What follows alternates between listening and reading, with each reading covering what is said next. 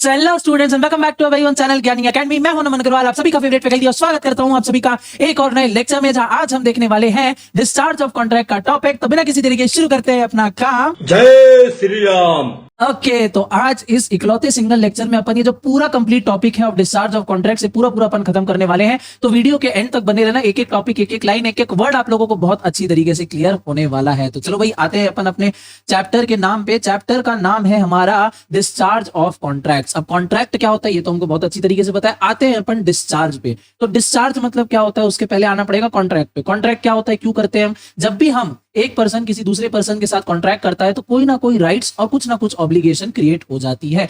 जैसे दो पार्टी है, बायर और सेलर है, वो आपस में कॉन्ट्रैक्ट करते हैं कि जो सेलर है यानी जो सामान बेच रहा है वो क्या करेगा, सो एंड सो डेट को एक x amount of quantity buyer को डिलीवर कर देगा, और जैसे ही बायर को डिलीवरी मिल जाएगी बायर उसको पेमेंट कर देगा in the same time frame. ये क्या हो गया, एक कॉन्ट्रैक्ट बन गया। अब यहाँ पे क्या राइट्स और ऑब्लिगेशन ये क्रिएट हो जा रही है कि सेलर क्या करेगा, सेलर को टाइम फ्रेम के अंदर अंदर उसको डिजायर्ड क्वालिटी और क्वांटिटी बायर को देना है। बायर के ऊपर ये ऑब्लिगेशन है कि जैसे ही उसको डिलीवरी मिल जाए सामान चेक करके वो क्या करेगा, सामने वाले को पेमेंट कर देगा with in a given frame of time. अगर ये चीजें नहीं हो पाती तो इसी को हम क्या बोलते हैं कि जो राइट्स है, जो ऑब्लिगेशन है, उसका पालन नहीं किया गया, और तब उस केस में जाके एक दूसरे पार्टी जो है आपस में केस कर सकते हैं सामने वाले के ऊपर, जिनके राइट्स का यहाँ पे वायलेशन होता है, और हमको फिर डैमेजेस और कंपनसेशन क्लेम करते हैं और मिल भी जाते हैं। क्लियर बात एकदम? हाँ जी सर। डिस्चार्ज ऑफ कॉन्ट्रैक्ट मतलब भी वही होता है। डिस्चार्ज ऑफ कॉन्ट्रैक्ट कब होता है, जब भी कभी कोई राइट्स एंड ऑब्लिगेशन जो कॉन्ट्रैक्ट में क्रिएट होती है, जो कि होती ही है। तो जब भी हम कभी कॉन्ट्रैक्ट करते हैं राइट एंड ऑब्लिगेशन क्रिएट होती है, जब वो राइट और obligation come to an end the contract is set to be discharge और टर्मिनेटेड। मतलब जब भी वो राइट्स एंड ऑब्लिगेशन खत्म हो जाती है, कम टू एन एंड हो जाती है, उस केस में हम बोलते हैं कि कॉन्ट्रैक्ट जो है, आपका जो कॉन्ट्रैक्ट है वो क्या हो गया है, डिस्चार्ज हो चुका है। क्लियर बात है कि नहीं? हाँ जी सर। एक बार फिर से फटाफट से रिकैप कर लेते हैं। जब भी अपन कॉन्ट्रैक्ट करते हैं किसी भी पार्टीज के साथ तो कुछ राइट्स और कुछ ऑब्लिगेशन दोनों ही पार्टीज के ऊपर क्रिएट होते हैं। जब वो राइट्स और वो ऑब्लिगेशन खत्म हो जाते हैं, कम टू एन एंड हो जाते हैं, उस केस को हम बोलते हैं कि कॉन्ट्रैक्ट जो है भैया वो खत्म हो गया है। इन शॉर्ट इंग्लिश में कॉन्ट्रैक्ट जो है डिस्चार्ज या टर्मिनेट हो चुका है। क्लियर बात है? हाँ जी sir. In other words, discharge of a contract means termination of contractual relationship between the parties. अब जो भी कॉन्ट्रैक्चुअल रिलेशनशिप क्रिएट हुई थी पार्टीज के बीच में, यानी वो रिलेशनशिप जो कॉन्ट्रैक्ट में एंटर होने के बाद में क्रिएट हुई थी दोनों पार्टीज के बीच में, वो क्या हो जाती है, एंड हो जाती है, पूरी तरीके से हट जाती है जब कॉन्ट्रैक्ट हमारा क्या हो जाता है, डिस्चार्ज हो जाता है। क्लियर बात एकदम? हाँ जी सर। सर हमको एक बहुत जोर से डाउट आ रहा है, वो डाउट ये है कि ऐसे कौन से केस होंगे या कब हम बोलेंगे कि ये कॉन्ट्रैक्ट जो है वो डिस्चार्ज हो गया है। इसी के बारे में ही आपका पूरा चैप्टर है। अब अपन देखने वाले हैं कि ऐसे कौन से केस हैं, कौन सी कंडीशन है या क्या सिचुएशन है जहां हम बोलेंगे कि जो कॉन्ट्रैक्ट है भैया वो खत्म हो गया है, डिस्चार्ज हो गया है, टर्मिनेट हो गया। क्लियर बात है एकदम? हाँ जी सर। तो ब्रॉडली अगर मैं आपसे बात करूं तो ब्रॉडली टोटल ऐसे 6 कैटेगरीज बनती है, टोटल 6 हेड्स बनते हैं, जिसके अंदर हम बोलेंगे कि कॉन्ट्रैक्ट जो है वो डिस्चार्ज हो गया। कौन कौन सा है देखते जाओ। सबसे पहला है डिस्चार्ज बाय परफॉर्मेंस, पहली category. Second category is discharge by agreement. Clear है? पहला कैटेगरी क्या था, ध्यान से देखो। The first category is discharge by performance, second one is discharge by agreement. Moving towards the third, it is discharge by lapse of time. Fourth one is आपका discharge by operation of law. Fifth one is discharge by breach of contract, and the last one is discharge by impossibility of performance. Clear है? तो ये total 6 category है, जिसके बारे में मैंने आपको लास्ट में एक रिवीजन चार्ट भी देके रखा, जहां से आप बाद में रिवाइज कर सकते हो। टोटल 6 कैटेगरीज है। पहला है discharge by performance, lapse of time, agreement, impossibility of performance, operation of law और ब्रीच ऑफ कॉन्ट्रैक्ट। और अब इन 6 कैटेगरीज के अंदर कुछ कुछ कैटेगरीज में और भी सारे अंदर चीजें आती हैं, तो एक एक करके सबको फटाफट से लाइन से अपन देखते जाएंगे। इस चैप्टर में जो सबसे इंपॉर्टेंट डिस्चार्ज है, जिससे मैक्सिमम नंबर ऑफ क्वेश्चन आ सकते हैं, वो है आपका डिस्चार्ज बाय एग्रीमेंट। तो जब ये टॉपिक चालू होगा towards the end of this video, आपको बहुत अच्छी तरीके से ध्यान लगा के इसको समझना, कंफ्यूजन हो सकती है। अपन आते हैं सबसे पहली कैटेगरी पे, that is discharge by performance. कब हम बोलेंगे कि जो कॉन्ट्रैक्ट है वो डिस्चार्ज हो गया बाय परफॉर्मेंस, इसको अपन समझेंगे। तो दो चीजें यहाँ पे, पहला है एक्चुअल परफॉर्मेंस और दूसरा है अटेम्प्टेड परफॉर्मेंस। पहला क्या है, एक्चुअल परफॉर्मेंस। नाम से ही काम समझ में आ रहा है कि जब कॉन्ट्रैक्ट हुआ, कॉन्ट्रैक्ट में दोनों पार्टीज ने अपना काम कर दिया, बात खत्म। एक्चुअल परफॉर्मेंस, जो हमको परफॉर्मेंस करनी थी वो हमने परफॉर्मेंस कर दिया, कॉन्ट्रैक्ट क्या हो गया, खत्म हो गया। ए को बी को कुछ सामान भेजना था, बी को उसके बदले में पैसे देने थे, ए ने बी को सामान भेज दिया, बी ने उसको पैसे दे दिए, बात यहाँ पे खत्म। ये क्या हुआ, actual performance, as simple as that. अब इसका टेक्स्ट रीड कर लेते हैं अपन फटाफट से। The fulfillment of the obligation arising from a contract by the parties to it in accordance with the terms of a contract. जो भी ऑब्लिगेशन है वो क्या हो जाए, फुलफिल हो जाए, फुलफिलमेंट ऑफ ऑब्लिगेशन। अब रिवीजन में आपको कितना बढ़िया काम आएगा, एक्चुअल परफॉर्मेंस देखे, एक्चुअल परफॉर्मेंस मतलब जो भी ऑब्लिगेशन है वो फुलफिल हो जाए। तो रेड में जो वर्ड्स जो हाईलाइटेड है वो भैया इंपॉर्टेंट है और आपको रिवीजन करने में बहुत ज्यादा हेल्प करेंगे। नोट्स कहां से मिलेंगे, हमारे टेलीग्राम चैनल से आप इसको फ्री में डाउनलोड कर सकते हो, इजीली आपको वहां पे मिल जाएंगे। टेलीग्राम चैनल का लिंक डिस्क्रिप्शन में आपको मिल जाएगा, नहीं तो टेलीग्राम ऐप में जाके ज्ञानी_academy सर्च करोगे, आ जाएगा हमारा चैनल, ज्वाइन कर लेना फ्री में सारे नोट्स। ऐसा ही नहीं, contract act, negotiable act, sales of goods act, sources of law, आपका इकोनॉमिक्स, मैनेजमेंट, बहुत सारे के नोट्स ऐसे ही फ्री में पढ़े, जाके इजीली आप डाउनलोड कर सकते हो फ्री में। तो एक्चुअल परफॉर्मेंस में अपन थे। एक्चुअल परफॉर्मेंस मतलब जब ऑब्लिगेशन फुलफिल हो जाए, it is known as actual performance. Example क्या है, Aman contracts to sell his horse to Raman on an agreed price. As soon as the horse is delivered to Raman and Raman pays the agreed price for it, the contract comes to an end by performance. Simple भैया, एक ने सामान बेचा, उसके बदले उसको पैसा मिल गया, दोनों की यहाँ पे काम पूरा हो चुका है। This is now contract is discharged by actual performance. Second आते हैं अटेम्प्टेड परफॉर्मेंस। अब अटेम्प्टेड परफॉर्मेंस क्या है भैया, तो इसको समझना अच्छे से। Attempted performance also known as offer of performance और tender of performance. MCQ question बन सकता है। अटेम्प्टेड परफॉर्मेंस का दूसरा नाम क्या है, attempted performance is also known as dash या विच ऑफ द फॉलोइंग। तो ऑफर ऑफ परफॉर्मेंस भी बोलते हैं या इसको टेंडर ऑफ परफॉर्मेंस भी बोला जाता है। आगे क्या बोल रहे हैं यहाँ पे, इसका मीनिंग क्या है, when the promisor offers to perform his obligation but the promisee refuses to accept the performance, it amounts to attempted performance or tender. मतलब क्या, यहाँ पे एक पार्टी बोल रही है वो रेडी है काम करने के लिए, उसके ऊपर जो ऑब्लिगेशन है, उसकी जो जिम्मेदारी है कॉन्ट्रैक्ट के अंदर, वो रेडी है उस चीज को करने के लिए, बट सामने वाली पार्टी उसको करने से रोक रही है या मना कर रही है, तो इसको हम बोलते हैं attempted performance. A valid tender of performance is equivalent to performance. For example से देखो, अच्छे से समझ में आएगा। Anil contracted to supply certain quality of timber to Sunil. Anil ने यहाँ पे कॉन्ट्रैक्ट किया सुनील से कि सर्टेन क्वालिटी के टिम्बर क्या है सुनील को भेजेगा। Anil made the supply of timber at appointed time and the place but Sunil refuse to accept the delivery. अब अनिल ने क्या किया, अपना भैया टिम्बर को बढ़िया से टेम्पो में लोड करके सुनील की जगह में पहुंचा दिया और डिलीवर कर दिया, बट सुनील डिलीवरी लेने से ही मना कर रहा है। सुनील बोल रहा है कि नहीं भैया, मुझे ये सामान, मुझे ये जो टिम्बर है अभी नहीं चाहिए, कल आना, बाद में आना। तो इसमें मेरे को बताओ, एक पार्टी ने क्या अपना काम किया टाइम फ्रेम में रहके, बिल्कुल किया। दूसरी पार्टी मना कर रही है, दूसरी पार्टी क्या है, मना कर रही है। उस केस में उस परफॉर्मेंस को हम क्या बोलते हैं, अटेम्प्टेड परफॉर्मेंस। उस केस में अपन क्या बोलते हैं, attempted performance. This is known as attempted performance. ठीक है, ओके जी, आई होप आपको डिस्चार्ज बाय परफॉर्मेंस का टॉपिक जो है वो समझ में आया होगा। नेक्स्ट है आपका डिस्चार्ज बाय एग्रीमेंट, इसको अपन लास्ट में देखेंगे। थोड़ा सा ये ज्यादा अपने को टाइम टेकिंग है, इसलिए पहले फटाफट से जो छोटे छोटे टॉपिक्स है उसको पहले निपटाते हैं। सेकंड है अपना discharge by lapse of time. अब हम सभी को पता है कि अगर हम कोई काम कर रहे हैं, कोई कॉन्ट्रैक्ट में एंटर कर रहे हैं, हमको अगर सामने वाले से कोई चीज चाहिए तो वो भी एक टाइम फ्रेम के अंदर में होनी चाहिए। जैसे फॉर एग्जांपल, अगर मैं आपसे कॉन्ट्रैक्ट करूं कि सीएमए फाउंडेशन के, मान लो मैं आपको कुछ बुक्स या कुछ नोट्स आपको मैं भिजवाने वाला हूं। अब आपका सीएमए फाउंडेशन का एग्जाम कब है, अभी तक तो 17 दिसंबर, ठीक है। दिसंबर में आपका, अपन मान लेते हैं 1 दिसंबर को, ठीक है। एग्जाम्पल अच्छी तरीके से समझ में आएगा, कोई कंफ्यूजन नहीं होगा। अब अगर आप मुझे पेमेंट करते हो, ठीक है, नोट्स का या कुछ भी चीज का आप मुझे पेमेंट कर दिए, अब आप कब तक एक्सपेक्ट करोगे कि मैं आपको जो नोट्स है अपने साइड से भेज दूं? बट ऑब्वियस है एग्जाम के पहले। एग्जाम के बाद अगर आपको वो नोट्स मिलते हैं तो क्या वो आपके कोई काम का है? क्या नहीं है। क्या आप उस चीज को एक्सेप्ट करोगे और पेमेंट करोगे? क्या नहीं करोगे। मतलब क्या है, जब भी हम कोई भी कॉन्ट्रैक्ट में एंटर होते हैं, एक सर्टेन टाइम उसका फिक्स होता है। वो हम कॉन्ट्रैक्ट में भी फिक्स कर सकते हैं कि भैया 2 महीने के अंदर अंदर ये चीज हो जानी चाहिए। अगर नहीं तो कई बार चीजें बाय डिफॉल्ट एज्यूम होती है कि इतने टाइम तक, तो एक रीजनेबल टाइम फ्रेम के अंदर अंदर वो चीज हो जाएगी। अब जैसे अगर मान लो अभी चल रहा है सितंबर, आपका एग्जाम है दिसंबर में, अगर आप मुझे आज पेमेंट करते हो नोट्स के लिए या लेक्चर्स के लिए या कुछ क्लास के लिए, तो आप कब तक ये एक्सपेक्ट करोगे कि भैया अक्टूबर तक, या चलो मान लो नवंबर तक भी, नवंबर के स्टार्टिंग में आपको जो गुड्स है वो डिलीवर हो जाएंगे। क्या आपके एग्जाम के बाद डिलीवर होते हैं तो उसका कोई सेंस है आपके लिए? आंसर इज नो, कोई सेंस नहीं है। तो अगर कोई भी ऐसा काम होता है टाइम हो जाने के बाद, या टाइम जब तक है उस बीच में काम नहीं हुआ, अब टाइम बीत गया, उसके बाद उस काम का होने का कोई मतलब नहीं है। जैसे ही वो टाइम खत्म हुआ, उस काम की जो सिग्निफिकेंस है वो लूज हो गई और कॉन्ट्रैक्ट यहाँ पे डिस्चार्ज हो जाता है बाय लैप्स ऑफ टाइम। समझ में आया? हाँ जी सर, 1-2 एग्जांपल आपको और दूंगा, पढ़ते हैं पहले। Every contract must be perform within a fixed और reasonable period. Lapse of time discharges the contract, ठीक है। क्योंकि कई बार क्या होता है, कॉन्ट्रैक्ट बहुत ही ज्यादा टाइम बाउंड होता है और टाइम की इंपॉर्टेंस बहुत ज्यादा होती है। अगर उस टाइम फ्रेम में काम नहीं हुआ तो उसके बाद होने का कोई मतलब ही नहीं। बोलते हैं ना, अब हो पछताए क्या जब चिड़िया चुग गई खेत। तो चिड़िया जब आपका खेत चुग के जा चुकी, उसके बाद पछताने का कोई भी मतलब नहीं है। यानी आपको एक्शन उस टाइम फ्रेम में लेना था जब चिड़िया आपके खेत को अटैक करी, तब आपने कोई एक्शन नहीं लिया। अब तो पूरा खेत साफ हो गया, उसके बाद एक्शन लेने का कोई मतलब नहीं है, पछताने का कोई मतलब नहीं है। The Indian Limitation Act has prescribed the period within which the existing rights can be enforced in court of law. For example, if a creditor does not file a suit within 3 years of date the debt becomes time barred, he is deprived from his legal remedy. मतलब आपने किसी से उधार लिया है या आपने किसी को उधार दिया है, अब 1 साल हो गया, 2 साल हो गया, सामने वाला आपका उधार दे ही नहीं रहा है, आप मांग रहे हो और आप उसके ऊपर कोई केस भी नहीं कर रहे हो, ठीक है। तो यहाँ पे ये बोलता है कि 3 साल के अंदर अंदर आपको क्या करना है, सामने वाली पार्टी के ऊपर एक्शन लेना है, उसके ऊपर केस करना है अगर वो आपका डेट जो है वो रिपे नहीं कर रहा है, अगर कोई टाइम स्पेसिफाई नहीं है तो। वरना तो क्या होता है, लॉन्ग टर्म बोरोविंग भी होती है 5-5 साल 10-10 साल, पर मान लो ऐसा कोई टाइम आपने डिसाइड नहीं किया था, बट आप मांग रहे हो, रीजनेबल टाइम हो चुका है, सामने वाला आपका पैसा नहीं लौटा रहा है, तो उस केस में क्या आपके पास 3 साल का समय रहता है। अगर उसके बीच में आपने एक्शन लिया तो ठीक है, अगर 3 साल हो गए और अब तब आप जागते हो, सोचते हो कि भाई अब अपन एक्शन लेंगे, कोर्ट में जाएंगे, तो यहाँ पे आपके पास ये लीगल रेमेडी जो लीगल राइट है ये चले जाती है, क्योंकि टाइम जो है वो लैप्स हो चुका है, इस चीज का कोई भी सिग्निफिकेंस नहीं है। समझ में आया बात? हाँ जी सर। तो जैसे ही रीजनेबल टाइम चले जाता है या टाइम जो कॉन्ट्रैक्ट में मेंशन है वो चले जाते हैं और आप उस तक एक्शन नहीं लेते हो, तो क्या होता है, कॉन्ट्रैक्ट जो है by lapse of time discharge हो जाता है।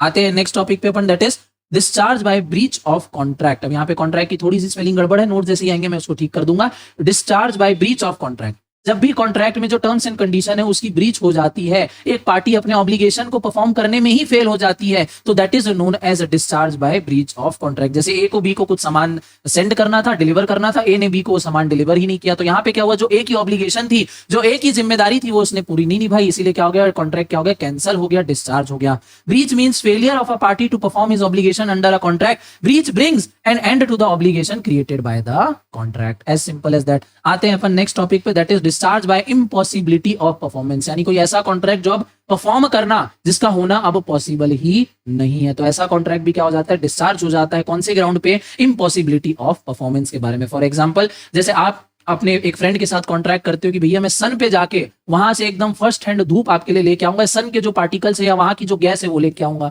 अब मेरे को बताओ, क्या ये कॉन्ट्रैक्ट होना पॉसिबल है? क्या सन पे कोई जाके वहां से सन के पार्टिकल्स या उनकी कोई गैसेस वगैरह को लेके आ सकता है क्या? Answer is no, it is not at all possible. तो ऐसा अगर कोई भी कॉन्ट्रैक्ट होता है जिसको परफॉर्म करना ही पॉसिबल नहीं है, या कोई मर गया है, अब आप कॉन्ट्रैक्ट करते हो कि इसको मैं जिंदा कर दूंगा, मेरे को 10 करोड़ रुपए दो, तो क्या ये चीज प्रैक्टिकली पॉसिबल है? Answer is no, that thing is not practically possible. तो ऐसा अगर कोई कॉन्ट्रैक्ट होता है या होने के बाद कुछ ऐसी चीजें हो जाती है जिसके कारण परफॉर्मेंस बिकम इम्पॉसिबल, तो वो क्या हो जाता है, कॉन्ट्रैक्ट डिस्चार्ज हो जाता है बाय इम्पॉसिबिलिटी ऑफ परफॉर्मेंस। पढ़ते हैं इसको। Impossibility of performance result in discharge of contract and agreement which is impossible is void. कोई भी ऐसा एग्रीमेंट जिसका परफॉर्म करना ही क्या है, इम्पॉसिबल है, वो क्या है, वॉइड है, because law does not compel to do impossible thing. Example, a and b wanted to marry each other, क्या ये चीज पॉसिबल है? हाँ जी सर, बिल्कुल पॉसिबल है। तो ए और बी ने कॉन्ट्रैक्ट किया कि आज से 3 महीने बाद अपन क्या करेंगे, शादी करेंगे, but before the time fixed for marriage A goes mad, the contract becomes void. अब शादी होने से पहले क्या हो गया, 1 महीने के अंदर अंदर ए क्या हो गया, पागल हो गया, मैड हो गया। अब क्या कोई भी पागल इंसान से शादी कर सकता है? It is not at all possible. तो उस केस में क्या हो जाता है, कॉन्ट्रैक्ट वॉइड हो जाता है। वॉइड कॉन्ट्रैक्ट क्या हो जाता है, डिस्चार्ज हो जाता है बाय इम्पॉसिबिलिटी ऑफ परफॉर्मेंस। तो अभी तक अपन ने 3-4 केसेस देख लिए हैं। पहला है डिस्चार्ज बाय परफॉर्मेंस, इसमें अपन ने देखा एक्चुअल परफॉर्मेंस और attempted performance. Lapse of time अपन ने देखा कि अगर टाइम फ्रेम के अंदर काम नहीं होता है तो कॉन्ट्रैक्ट क्या डिस्चार्ज हो जाता है। फिर अपन ने देखा इम्पॉसिबिलिटी ऑफ परफॉर्मेंस। तो 1, 2 एंड 3 केसेस अपन ने देखे हैं, और ये चौथा अपन ने देखा है ब्रीच ऑफ कॉन्ट्रैक्ट। अब नेक्स्ट अपन देखने वाले हैं discharge by operation of law. अब अपन देखेंगे discharge by operation of law कि कब कोई कॉन्ट्रैक्ट डिस्चार्ज हो जाता है लॉ के ऑपरेशन के कारण। पहला केस है अपने पास डेथ, काफी यूनिक, काफी अच्छा सिंपल केस है, डेथ का केस। क्या है डेथ का केस? तो इन कॉन्ट्रैक्ट्स इन्वॉल्विंग पर्सनल स्किल और ability that terminates the contract. ठीक है, कोई भी जब अपन ऐसा कॉन्ट्रैक्ट करते हैं जिसमें सामने वाले की personal skill, creativity, ability involve होती है, उस पर्सन की डेथ हो जाने से वो कॉन्ट्रैक्ट क्या होता है, अपने आप में टर्मिनेट हो जाता है। In other cases the rights and liability of the deceased person will pass on to his legal representative. और कुछ अदर केसेस में क्या होता है, कुछ अदर केसेस में जो भी राइट्स एंड लायबिलिटी है वो डिसीज्ड पर्सन के क्या होता है, लीगल रिप्रेजेंटेटिव के पास हो जाती है। बट ऐसे केसेस जहां पे, ऐसे कॉन्ट्रैक्ट जहां पे किसी एक पर्सन के स्किल और एक्टिविटी, पर्सनल स्किल और एक्टिविटी की जहां पे रिक्वायरमेंट होती है, उस केस में अगर उस पर्सन की डेथ हो जाती है तो वहां पे कॉन्ट्रैक्ट क्या होता है, टर्मिनेट हो जाता है। फॉर एग्जांपल, जैसे फाउंडेशन पास करके आप आ जाते हो इंटरमीडिएट पे, और इंटरमीडिएट पे मैं और आप एक कॉन्ट्रैक्ट करते हैं कि भैया इंटरमीडिएट की दोनों ग्रुप की क्लासेस मैं आपको प्रोवाइड करूंगा। अब आप क्या करते हो, पेमेंट वगैरह करते हो, मैं एक बैच मस्त अनाउंस करता हूं, और क्या होता है, मैं फटाफट एडवांस में सबसे पेमेंट ले लेता हूं और बोलता हूं इंटरमीडिएट की क्लासेस होगी। अब इंटरमीडिएट की क्लासेस होने से पहले, क्योंकि इंटरमीडिएट की क्लास कौन है, आप किसके भरोसे पे ले रहे हो, मेरे भरोसे पे ले रहे हो, आपको किससे पढ़ना है, मुझसे पढ़ना है, और किसी XYZ साइड से नहीं पढ़ना है, आपको किससे पढ़ना है, सिर्फ मुझसे पढ़ना है। तो यहाँ पे क्या है, मेरी पर्सनल स्किल और मेरी एबिलिटी इन्वॉल्व है। अगर कल को मेरी डेथ हो जाती है तो मैं ये नहीं बोल सकता कि कोई मेरा फ्रेंड है, वो भी बहुत अच्छा टीचर है, बहुत समय से पढ़ा रहा है, मेरी जगह वो आपको आके पढ़ा देगा। क्या ये काम करेगा? नहीं करेगा, ठीक है, ये काम नहीं करेगा अनलेस अगर आपको ये एक्सेप्टेबल ना हो। वैसे तो करेगा ही नहीं, बट अगर आप उसको एक्सेप्ट कर लेते हो तो वेल एंड गुड है। बट अगर आप उसको एक्सेप्ट नहीं करते हो क्योंकि आपने भरोसा किया था मुझ पे, आपको किससे पढ़ना था, आपको मेरे एक्सपीरियंस से, मेरे थ्रू, मेरी ही क्लास में मुझसे पढ़ना था, उसके लिए आपने मुझसे पेमेंट की थी, और जैसे ही अगर मेरी डेथ हो जाती है तो उस केस में क्या होता है, कॉन्ट्रैक्ट जो है वो कैंसिल हो जाता है, डिस्चार्ज हो जाता है, ठीक है। इससे मेरे मन में एक बहुत ही खुराफाती आइडिया आ रहा है, एक बढ़िया अपन स्कैम कर सकते हैं। स्कैम 2024 बैच अनाउंस करता हूं इंटरमीडिएट का, फिर मैं मर जाऊंगा, मस्त इतना सारा पैसा एडवांस में आ जाएगा और फिर उसको एंजॉय करेंगे। लेकिन एक सेकंड, एक मिनट, और मैं मर गया तो फिर पैसे को मैं कैसे एंजॉय छोड़ो छोड़ो, स्कैम वाला कैंसिल, ठीक है, मतलब मरना यहाँ पे कैंसिल हो गया है। अपन आते हैं सेकंड पॉइंट पे, दैट इज इनसॉल्वेंसी पे। तो इनसॉल्वेंसी, कोई दिवालिया हो जाता है तो the insolvency of a promisor discharges the contract. जब भी प्रोमिसर यानी एक पार्टी ऑफ अ कॉन्ट्रैक्ट, ठीक है, जो कि है प्रोमिसर, वो क्या हो जाती है, इंसॉल्वेंट हो जाती है। तो प्रोमिसर के इंसॉल्वेंट होने से कॉन्ट्रैक्ट क्या है, जो भी लाइबिलिटी है सारी की सारी क्या हो जाती है, सारी की सारी डिस्चार्ज हो जाती है प्रायर टू हिज एडजुडिकेशन। अगर एडजुडिकेशन क्या होता है, अब कोई भी चीजें क्या है, कोर्ट में अपन फाइट चल रहा है, केस चल रहा है, तो उसके पहले अगर प्रोमिसर क्या हो जाता है, इंसॉल्वेंट हो जाता है, तो उसकी जो भी सारी लाइबिलिटी है वो क्या हो जाती है, डिस्चार्ज हो जाती है। क्लियर बात है एकदम अंदे सर। थर्ड पॉइंट इज आपका अनऑथराइज मटेरियल अल्टरेशन। अनऑथराइज यानी बिना किसी परमिशन से, बिना किसी पार्टी के नजर में आए, ठीक है, बिना उनकी नॉलेज के। मटेरियल अल्टरेशन, अल्टरेशन मतलब फेरबदल करना। मटेरियल मतलब क्या है, सामान वाला मटेरियल नहीं, मटेरियल मतलब ऐसी चीजें जो इंपॉर्टेंट है। मटेरियल मतलब ऐसी चीजें जो इंपॉर्टेंट है, मतलब एक कॉन्ट्रैक्ट में कुछ ऐसे टर्म्स एंड कंडीशन है जो बहुत ज्यादा इंपॉर्टेंट है, उसको हम क्या करते हैं, सामने वाली पार्टी के बिना नॉलेज के हम क्या कर देते हैं, चेंज कर देते हैं। तो उस केस में क्या होता है, अगेन जो कॉन्ट्रैक्ट है वो डिस्चार्ज हो जाता है bye operation of law. For example आपको मैं देता हूं, जैसे मान लो अपन ने कॉन्ट्रैक्ट किया, ए बेचेगा सामान बी को, और बी एक सर्टेन डेट पे, डेट भी चलो डिसाइड कर लेते हैं, डेट मान लो 20 नवंबर 2023 को पेमेंट करेगा। अब ये अपना कॉन्ट्रैक्ट बन गया है कि ए जो है बी को सामान बेचेगा, ए जो है बी को अक्टूबर में सामान बेच देगा, और बी जो है 20 नवंबर 23 को क्या कर देगा, पेमेंट कर देगा। अब मान लो बी इसमें कर देता है कुछ बदमाशी, बी मान लो इस 20 को क्या कर देता है, इसमें छेड़खानी, बिना ए के प्रायर अप्रूवल के इसको बना देता है 28।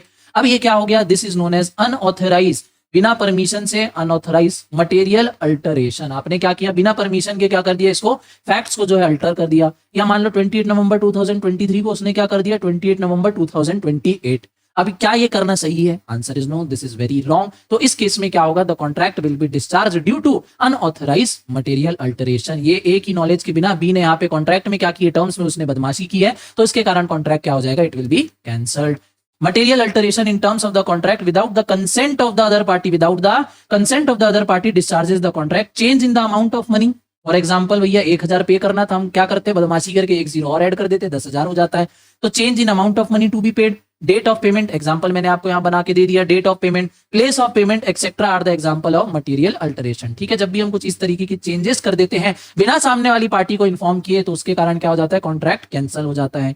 नेक्स्ट इज आपका मर्जर, काफी इंटरेस्टिंग, बढ़िया है पढ़ना इसको। When inferior rights of a person under a contract is merged with the superior rights under a new contract, the contract with the inferior rights will come to an end। मतलब क्या, पहले हमारा एक contract चल रहा था, उससे बड़ा कॉन्ट्रैक्ट, उससे क्या है, बड़ा कॉन्ट्रैक्ट हमको मिल जाता है। जैसे मान लो आप सीएमए बन गए, सीएमए बन के आपका पैकेज लगा कंपनी में 8 लाख रुपीस का, ठीक है, स्टार्टिंग फ्रेशर पैकेज आपका क्या लगा, 8 लाख रुपीस का। एक साल के बाद आपका इंक्रीमेंट हो जाता है और कंपनी आपका पैकेज, राइट्स, रिस्पॉन्सिबिलिटी बढ़ा देती है टू, और उसको कर देती है 10 लाख।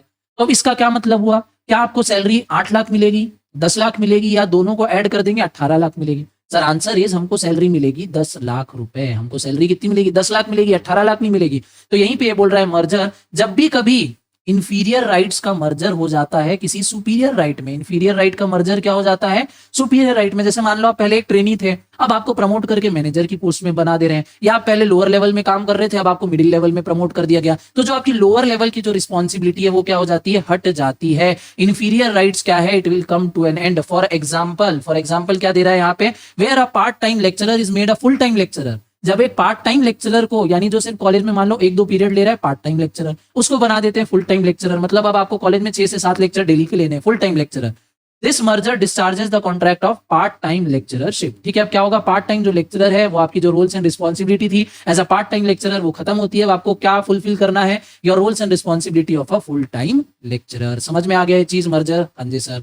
अब आते हैं अपन इस चैप्टर के मोस्ट इंपॉर्टेंट टॉपिक पे। हालांकि इंपॉर्टेंट टॉपिक तो सारे ही हैं, किसी से भी कुछ भी क्वेश्चन कट कॉपी पेस्ट होके बन सकता है, बस डिस्चार्ज बाय एग्रीमेंट के चांसेस थोड़े से ज्यादा है। अगर इस चैप्टर से आपका क्वेश्चन आता है तो नोवेशन, अल्टरेशन, रेमिशन, वेवर और रीसीशन के चांसेस आने के ज्यादा हैं। बाकी के भी आ सकते हैं बट इसके थोड़े से ज्यादा हैं। तो पढ़ते हैं भैया। The parties may agree to terminate the existing contract in any of the following case. Parties आपस में डिसाइड कर सकती हैं कि जो भी एग्जिस्टिंग कॉन्ट्रैक्ट यानी ऐसा कॉन्ट्रैक्ट जो चल रहा है उसको हम कब टर्मिनेट कर सकते हैं। तो पहला है आपका नोवेशन। नोवेशन है आपका सेक्शन नंबर 62। ध्यान से समझना कि नोवेशन आपका क्या है। तो novation means substitution of a new contract in place of the existing contract is known as novation of contract। मतलब एक कॉन्ट्रैक्ट चल रहा है उसको अपन क्या करें, कंप्लीटली सब्सटीट्यूट कर रहे हैं। मतलब पुराना कॉन्ट्रैक्ट खत्म, बंद, नया कॉन्ट्रैक्ट उसकी जगह में आ चुका है। दैट इज नोन एज क्या, नोवेशन। पुराना कॉन्ट्रैक्ट खत्म, नया कॉन्ट्रैक्ट ऑल टुगेदर इसकी जगह में आ चुका है। It discharges the original contract. It क्या कर रहा है, discharges the original contract. Sir ये तो हमको थोड़ा मर्जर टाइप का भी लग रहा है। पुराना कॉन्ट्रैक्ट पार्ट टाइम लेक्चरर का चल रहा था, नया कॉन्ट्रैक्ट फुल टाइम लेक्चरर का आ गया। तो मर्जर और नोवेशन में अंतर क्या है, पढ़ो अभी समझ में आएगा। बहुत ही बेसिक और छोटा सा डिफरेंस है। The new contract may be between the same parties or may or between different parties। Point यहाँ पे डिफरेंस का आता है कि नोवेशन में डिफरेंट पार्टीज के बीच में भी कॉन्ट्रैक्ट हो सकता है। मतलब पहले कॉन्ट्रैक्ट था ए और बी के बीच में, अब कॉन्ट्रैक्ट चेंज हो गया ए और सी के बीच में। तो पार्टीज भी नोवेशन में क्या हो सकती है, चेंज हो सकती है। मर्जर में द पार्टीज जो है वो सेम रहेगी।